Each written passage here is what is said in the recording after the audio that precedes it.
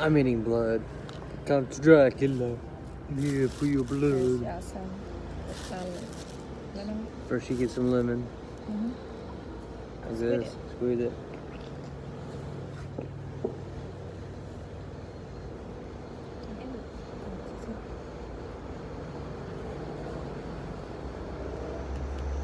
Okay.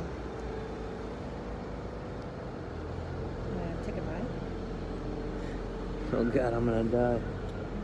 This is It's hot. This is blood. Can you see this? Blood. B-L-O-O-D. Like what the heck? What kind of blood those? Like who has blood like that? You're vampire. Yeah, blood. There we go.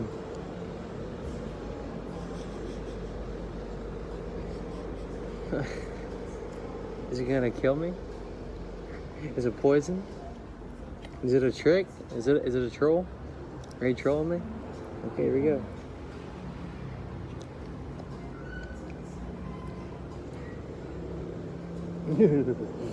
It's like jelly. It's like Jello. It's not bad, it's just the texture of it feels really weird. It's like eating Jello with meat, you know what I mean? Blood, what is it the blood of? The pig. The pig. And how do they make it like this? The white.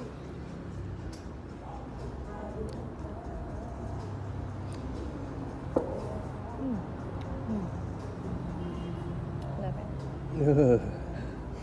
I don't know about this one. You had it one time in Pearl. Did I? In Pearl, yes. I'm pretty open. Yeah, you shouldn't have told me it's pig blood though. You should have said it's bomb.